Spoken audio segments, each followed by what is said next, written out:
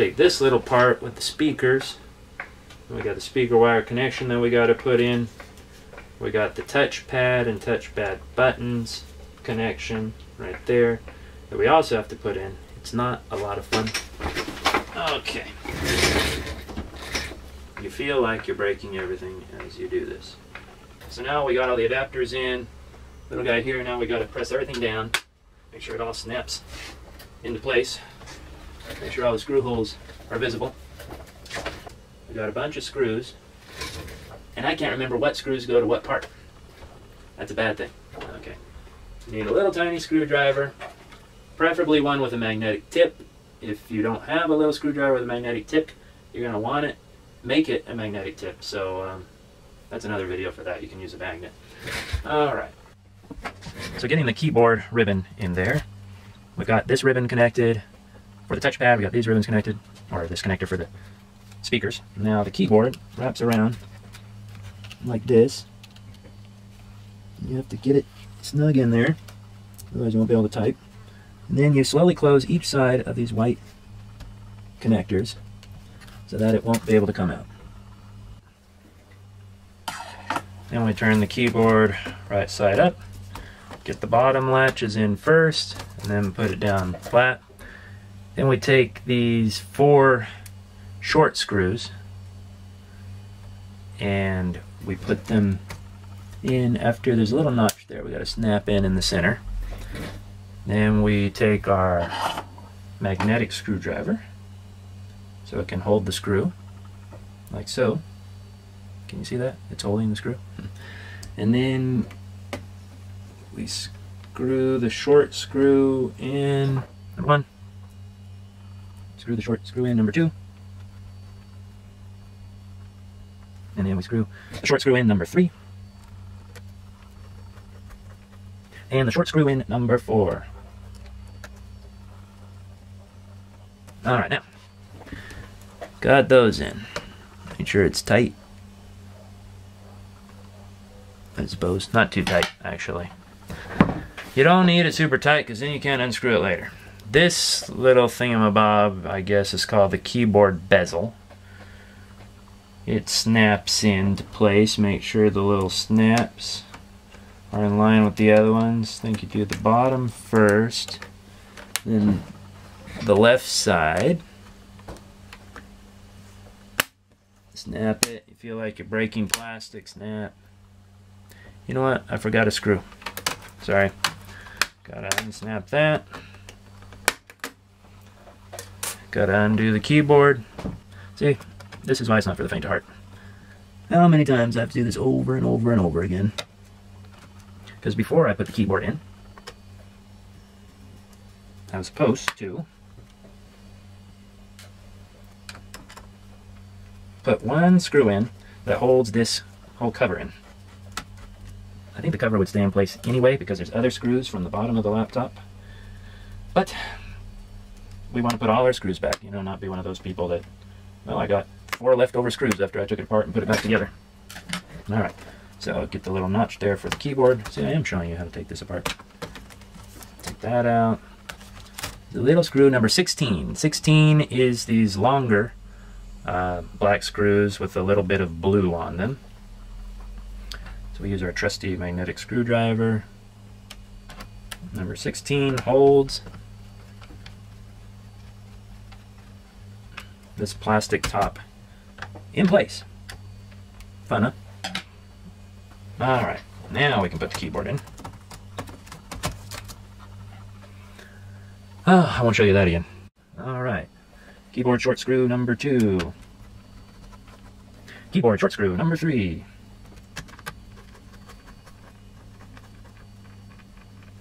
Keyboard short screw number 4. Alright, fun. Yeah. So guys, called the keyboard bezel. Goes on top of the keyboard screws. Make sure you match up all the little notches. The bottom first. Then you snap it in. A lot of pressure. You feel like you're breaking it. Snap, snap, snap. Start on the left side. Go all the way to the right side. there you go, it's in place. Now I told you earlier that you cannot power a laptop without memory in. I'm being real careful. No static electricity. Here's the memory. Only one chip because that's all I needed to test. I'm going to take out the memory chip just to test my theory. You can power it on without a battery though, mind you. Okay, here's the theory that you cannot power it without memory. So let's turn it on, or plug it in first. Alright, so we plug the power in. We get the little green light. I don't know if you can see it, but the little green power light is on. So that's good, you can get that without memory. Now I'm going to press the power button. I can hear it turning on, so that's good. Can we get into BIOS though? Can we see anything on the screen without a memory chip? And therein lies the problem without a memory chip. That's why we wanted the memory chip in there. Because you can't see anything on the screen, so then you think, oh, I got another problem with the motherboard. But in this case, it's just either a bad memory chip or no memory chip. Nothing on the screen. So we're going to turn it off. Turn it off. It doesn't want to turn off, so we're going to hold the power button. 1, 2, 3, 4. Turns off after about 10 seconds. Alright, so let's put the memory chip back in, because before I put in these 30 screws on the bottom, I want to make sure, be real careful, that the keyboard works, that I got the connection in there correctly. Okay, so we lift this up, we put the power connection in. Alright, now we'll turn it on. Now make sure the keyboard is working. When I have no hard drive, I'm just going to try to go into the BIOS. So when the screen turns on, it has F2 to go to setup utility. Got to press it quick enough, which I don't think I did. And it's going to an Intel thing. Okay, what if I try to turn on caps lock? I don't see any caps lock symbols on this old keyboard. Scroll lock, num lock. Okay, let's try this again. Turn it off, turn it on, see if we can get the F2 at the right time. F2 to go into setup, come on. Yes, we're in. Arrow keys go up and down. So, I got the keyboard on correctly. Now I can go ahead and turn off the laptop, hit the power button, unplug it, and put the rest of the memory in and the rest of the screws. Alright, let's go on. Fortunately, most of the screw holes on the back of this laptop are labeled. So we have this longer gray screw with a little bit of blue on it. There's a bunch of those. They are apparently the F6 screws. There's a bunch of little holes all over the bottom of the laptop labeled F6. There's about 25 screws for that. And then I have these little tiny black screws. They go in the battery compartment. I have 5 of them. Apparently I only needed to do 3 of them labeled F3 there to get in to the laptop. But there's 2 other ones on the gold parts there. That's the bottom of the power connector. I'm sorry, that's the bottom of the power button board and the buttons that are above the keyboard for the CD-ROM drive. So I'm going to put those screws back in. If I needed to replace that power button board, then I would have had to take these out. But apparently I didn't have to for this repair. I just did it for good measure apparently. So I'm going to screw those back in. And then the 3 screws that I did need to take out in order to take the top cover off of the top keyboard to get down into the motherboard. 1, 2, 3 little screws labeled F3 in the battery compartment of the laptop. Okay, here's what I forgot to show you earlier is inside the hard drive compartment. I had to take it apart because, oh, can you see this? There is an F6 screw hole in the hard drive compartment. So I had 1 F6 screw left over after I put them all in because I had forgotten that. So we put the F6 in,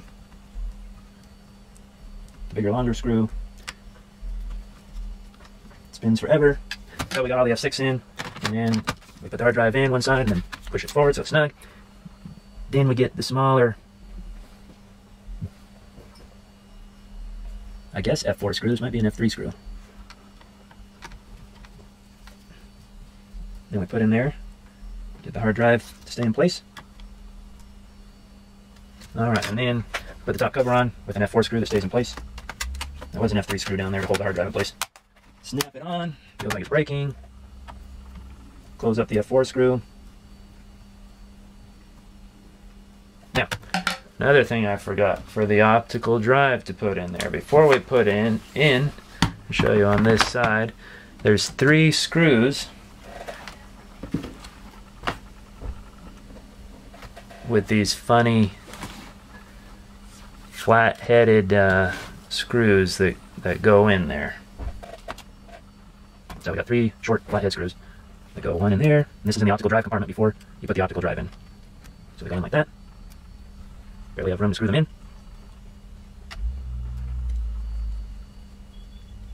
Just snug enough, not too snug. Alright, then put the optical drive in the right way because I have the laptop upside down. You put in the optical drive upside down. Otherwise it won't fit. Get it snug in there, and then you see another F4 screw. So we get that little tiny screw again. The in-between size screw, apparently. F4 is a little bit bigger than F3. You screw that in to hold the CD-ROM drive or optical drive in place. It would be a DVD drive nowadays, or DVD rewriter. Let's go ahead and put the memory modules in. Number 1, snap into place. Make sure you put them in the right way. Number 2, at an angle, and then snap down into place. It also has a cover with a screw labeled F4 that stays in all the time. Doesn't come out of the cover. So make sure we do this the right way. Line up the notches, press it in. You have to press kind of hard to make it snap into place. Okay, it's not snapping on one edge. Why is that? Is it trying to tell me something? I missed an F6 screw before I put this cover in. I don't think it was trying to tell me that, but fortunately I looked. So I'll get the F6 screw in there, which is all the majority of the screws. The bigger, longer screws are the F6 screws. So there's one inside of the memory compartment. Let's try to get that on again. Doesn't want to snap down right here, so maybe we have to get this corner in somehow. There we go, by sliding it down a little bit. And in, and then get the other corner in. Snap. Alright. Tighten the F4 screw on the memory cover. Alright, that's good. Here we go. All these F6 screws now we've got to put in the bottom of the laptop. This is the part that's not a whole lot of fun because they put too many of these F6 screws. So here we go. We'll start on one edge and we'll keep working our way around.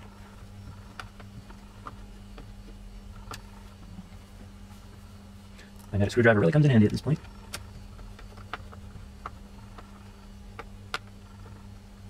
Now, a key to doing this is just screw it in until the screw is just snug. Don't do it super tight, otherwise you're going to make it really hard to do this, take the laptop apart again, which no doubt you're going to have many reasons to take the laptop apart again. So just a little snug, not tight on the screws. So we keep traveling down, getting all the F6 screws here. Make sure we get them all on this one side.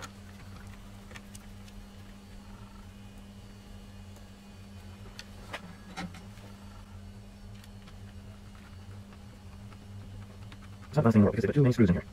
This one just keeps spinning around, it's good. Well, let's come back to it.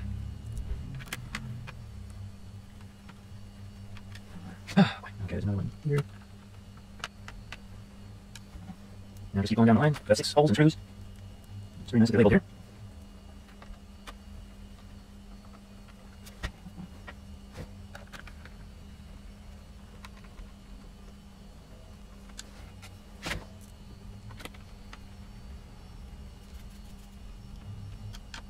Alright, keep going down the line, Oop. And except here's what you need. Power screwdriver, we're going to for this. So now you have to make a power screwdriver fit with a little tiny Phillips screwdriver head. I'm trying to be done, but I have not had it yet. Basically talking to myself here because I'm probably not going to hear all this because let me put this in fast motion so that you're not sitting here forever. You know what? I forgot something, of course. Wish I had a review. Then this video would be worth something. I have a video. So this video is worth nothing.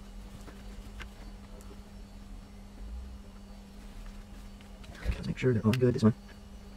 There we go. Just enough so that they don't fall out. Alright, okay. Now there's also a few on the bottom here that we need to remember. At the where the screen comes in, we need to put those in. They're also labeled F6 screws on the bottom. Just tight enough.